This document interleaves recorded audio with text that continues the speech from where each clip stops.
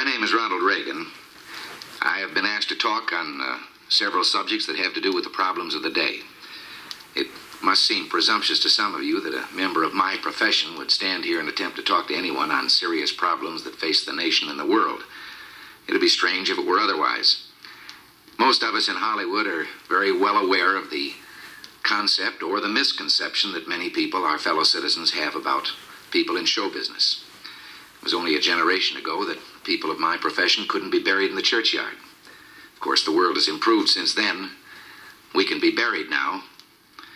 As a matter of fact, the eagerness of some of you to perform that service gets a little frightening at times. Now, back in 1927, an American socialist, Norman Thomas, 6 times candidate for president on the Socialist Party ticket, said the American people would never vote for socialism. But he said under the name of liberalism, the American people will adopt every fragment of the socialist program. There are many ways in which our government has invaded the precincts of private citizens, the method of earning a living. Our government is in business to the extent of owning more than 19,000 businesses covering 47 different lines of activity. This amounts to 1/5 of the total industrial capacity of the United States. But at the moment, I'd like to talk about another way, because this threat is with us and at the moment is more imminent. One of the traditional methods of imposing statism or socialism on a people has been by way of medicine. It's very easy to disguise a medical program as a humanitarian project. Most people are a little reluctant to oppose anything that suggests medical care for people who possibly can't afford it. Now, the American people, if you put it to them about socialized medicine and gave them a chance to choose, would unhesitatingly vote against it. We had an example of this under the Truman administration. It was proposed that we have a compulsory health insurance program for all people in the United States, and of course the American people unhesitatingly rejected this. So, with the American people on record as not wanting socialized medicine, Congressman Farrand introduced the Farrand Bill. This was the idea that all people of Social Security age should be brought under a program of compulsory health insurance. Now, this would not only be our senior citizens, this would be the dependents and those who are disabled. This would be young people if they are dependents of someone eligible for Social Security. Now, Congressman Farrand brought the program out on that idea of just for that particular group of people. But Congressman Farrand was subscribing to this foot-in-the-door philosophy, because he said, if we can only break through and get our foot inside the door, then we can expand the program after that. Walter Reuther said, it's no secret that the United Automobile Workers is officially on record as backing a program of national health insurance. And by national health insurance, he meant socialized medicine for every American. Well, let's see what the socialists themselves had to say about it. They say, once the Farrand Bill is passed, this nation will be provided with a mechanism for socialized medicine capable of indefinite expansion in every direction until it includes the entire population. Well, we can't say we haven't been warned. Now, Congressman Farrand is no longer a congressman of the United States government. He has been replaced, not in his particular assignment, but in his backing of such a bill, by Congressman King of California. It is presented in the idea of a great emergency that millions of our senior citizens are unable to provide needed medical care. But this ignores the fact that in the last decade, 127 million of our citizens, in just 10 years, have come under the protection of some form of privately owned medical or hospital insurance.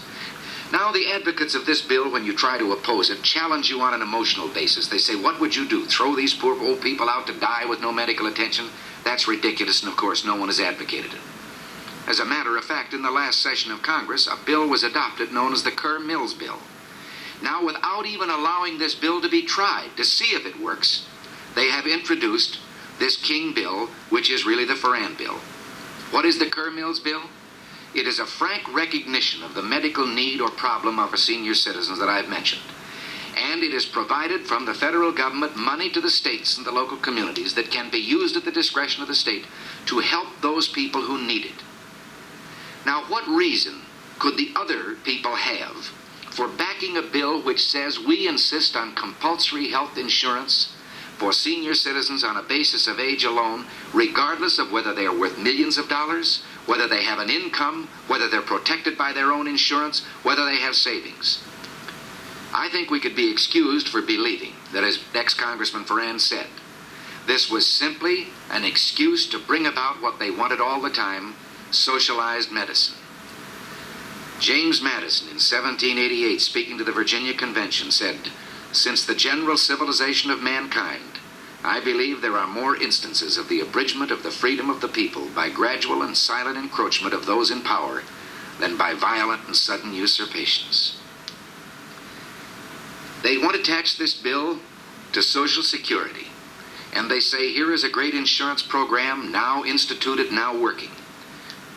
Let's take a look at Social Security itself. Again, very few of us disagree with the original premise that there should be some form of saving that would keep destitution from following unemployment by reason of death, disability, or old age. And to this end, Social Security was adopted. But it was never intended to supplant private savings, private insurance, pension programs of unions and industries.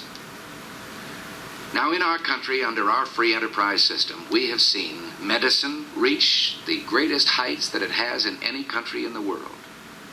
Today, the relationship between patient and doctor in this country is something to be envied any place. The privacy, the care that is given to a person, the right to choose a doctor, the right to go from one doctor to the other. But let's also look from the other side at the freedom the doctor loses. A doctor would be reluctant to say this. Well, like you, I'm only a patient, so I can say it in his behalf. The doctor begins to lose freedoms. It's like telling a lie, and one leads to another. First, you decide that the doctor can have so many patients. They're equally divided among the various doctors by the government. But then the doctors aren't equally divided geographically. So a doctor decides he wants to practice in one town, and the government has to say to him, you can't live in that town. They already have enough doctors. You have to go someplace else. And from here, it's only a short step to dictating where he will go. This is a freedom that I wonder whether any of us have the right to take from any human being. I know how I'd feel if you, my fellow citizens, decided that to be an actor, I had to become a government employee and work in a national theater. Take it into your own occupation or that of your husband. All of us can see what happens once you establish the precedent that the government can determine a man's working place and his working methods, determine his employment. From here, it's a short step to all the rest of socialism, to determining his pay, and pretty soon your son won't decide when he's in school where he will go or what he will do for a living. He will wait for the government to tell him where he will go to work and what he will do. In this country of ours took place the greatest revolution that has ever taken place in the world's history, the only true revolution. Every other revolution simply exchanged one set of rulers for another. But here, for the first time in all the thousands of years of man's relation to man, a little group of men, the Founding Fathers, for the first time, established the idea that you and I had within ourselves the God-given right and ability to determine our own destiny. This freedom was built into our government with safeguards. We talk democracy today, and strangely we let democracy begin to assume the aspect of majority rule is all that is needed. Well, majority rule is a fine aspect of democracy, provided there are guarantees written in to our government concerning the rights of the individual and of the minorities. What can we do about this? Well, you and I can do a great deal. We can write to our congressmen, to our senators. We can say right now that we want no further encroachment on these individual liberties and freedoms. And at the moment, the key issue is we do not want socialized medicine. Now, you may think when I say write to the congressman or the senator that this is like writing fan mail to a television program. It isn't. In Washington today, 40,000 letters, less than 100 per congressman, are evidence of a trend in public thinking. Representative Halleck of Indiana has said, when the American people want something from Congress, regardless of its political complexion, if they make their wants known, Congress does what the people want. So right, it's as simple as finding just the name of your congressman or your senator, and then you address your letter to that individual's name. If he's a congressman, to the House Office Building, Washington, D.C. If he's a senator, to the Senate Office Building, Washington, D.C. And if this man writes back to you and tells you that he too is for free enterprise, but we have these great services and so forth that must be performed by government, don't let him get away with it. show that you have not been convinced, write a letter right back and tell him that you believe in government economy and fiscal responsibility, that you know that governments don't tax to get the money they need. Governments will always find a need for the money they get, and that you demand the continuation of our traditional free enterprise system. You and I can do this. The only way we can do it is by writing to our congressman, even if we believe that he's on our side to begin with, write to strengthen his hand, give him the ability to stand before his colleagues in Congress and say, I have heard from my constituents and this is what they want. Write those letters now, call your friends and tell them to write them. If you don't, this program, I promise you, will pass just as surely as the sun will come up tomorrow. And behind it will come other federal programs that will invade every area of freedom as we have known it in this country. Until, one day, as Norman Thomas said, we will awake to find that we have socialism. And if you don't do this, and if I don't do it, one of these days, you and I are going to spend our sunset years telling our children and our children's children what it once was like in America when men were free. Mr. Reagan's concern is very real, and all of us who are equally concerned should follow his advice. Now, you may wonder just what sort of letter to write your congressman. The answer is almost any letter, so long as it reflects your thinking, your convictions, your feelings, and so long as you use your own words and put them in your own handwriting. Perhaps a little background on the subject of socialized medicine will prove helpful to you. To begin with, socialized medicine simply means compulsory national health insurance. Medicine controlled and administered by the federal government, financed through compulsory taxation. For many years, an attempt has been made to socialize the practice of medicine through the Social Security tax mechanism. The American people and Congress have rejected overwhelmingly these attempts. Last year, Representative Farrand attempted to establish the principle of socialized medicine by applying it only to the elderly at first. He and others like him counted on the concern we all feel for those of the aged in need of help. The Farrand bill failed. But this year, another congressman has stepped forward to lead the forces of socialized medicine, Representative King of California. It is his measure, H.R. 4222, or the King Bill, that now threatens the free practice of medicine. The supporters of the King Bill contend that most of the aged are in poor health, and that most of the aged are financially unable to pay for their own medical care. The fact is that most of the aged are in reasonably good health, and most are in reasonably good shape financially. Surveys prove both points.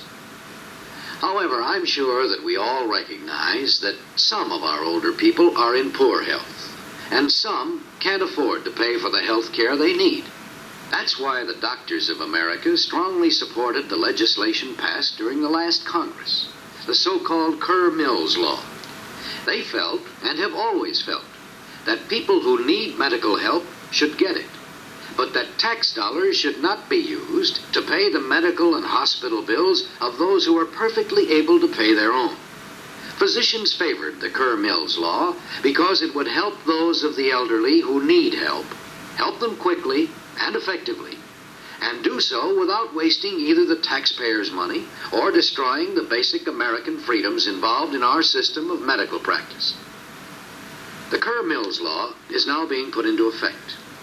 It permits the individual states to guarantee to every American over 65 who needs help the health care he requires. It benefits all older persons unable to meet the cost of a serious or chronic illness. It specifically allows the individual states to run their own programs. It provides for local administration and local determination of need, and is financed from both the federal and state general tax funds. Without even giving this program a chance to prove what it can do, the King Bill, H.R. 4222, was introduced. Here's how it would work. The federal government would buy a limited amount of hospitalization, nursing home care, home health services, and outpatient hospital diagnostic services for all eligible to receive Social Security retirement payments, regardless of their financial means. The number of days the beneficiary could receive these services is limited, and the patient would be required to pay $10 a day for the first 9 days spent in a hospital, and $20 for each complete diagnostic study made. Physician services in the fields of radiology, pathology, physiatry, and anesthesiology would be included, plus the services of interns and residents, and those serving the outpatient clinics. There is little doubt but what the program would soon be expanded to include all physician services, as well as to cover the entire population, thus completely socializing medicine in the United States. The federal government would set up the rules and regulations under which the program would operate, and everyone who pays Social Security taxes would help pay the bill, because taxes would be raised beyond the 9% of taxable payroll already scheduled in the years ahead. I'm sure many of you are wondering why there's any objection to using the Social Security system to finance medical care for the aged. Well, first of all, it is a misnomer to think of Social Security as being insurance. In the Nestor versus Fleming case, heard before the Supreme Court in 1959, the Department of Justice in its brief said, quote, "The OASI program is in no sense a federally administered insurance program under which each worker pays premiums over the years and acquires at retirement an indefeasible right to receive a fixed monthly benefit. The contributions exacted are a tax." Unquote. Many people also have the mistaken impression that Social Security benefits are paid out of accumulated reserves, similar to private insurance programs, when in truth the program is financed almost entirely on a pay-as-you-go basis, with the benefits paid out of current income. Pay-as-you-go means that the government raises, through current taxes, just enough money to pay the cost of the benefits currently due. No one prepays his own benefits. Today's taxpayers pay for today's beneficiaries. The acceptance of the King Bill would actually mean that our children and grandchildren will be asked to pay ever-increasing Social Security taxes to finance the medical care needs of the previous generations. With growing families, young people have enough difficulty trying to make ends meet without assuming the additional obligation of paying higher taxes to pay for the medical care needs of all over 65, many of whom are in better financial shape than those paying the tax. Now, this is the choice we're faced with. On the one hand, we can help those who need help while preserving the right of the self-reliant to finance their own care. Or we can legislate a compulsory national health scheme for the aged, regardless of whether they need it or not. To put this choice in even sharper focus, Americans are being asked to choose between a system of medicine practiced in freedom and a system of socialized medicine for the elderly, which will be expanded into socialized medicine for every man, woman, and child in the United States. Your letter will help determine the outcome of this struggle. Remember what Ronald Reagan said. Write those letters now, call your friends, and tell them to write them. If you don't, this program, I promise you, will pass just as surely as the sun will come up tomorrow. And behind it will come other federal programs that will invade every area of freedom as we have known it in this country. Until, one day, as Norman Thomas said, we will awake to find that we have socialism. And if you don't do this, and if I don't do it, one of these days, you and I are going to spend our sunset years telling our children and our children's children what it once was like in America when men were free.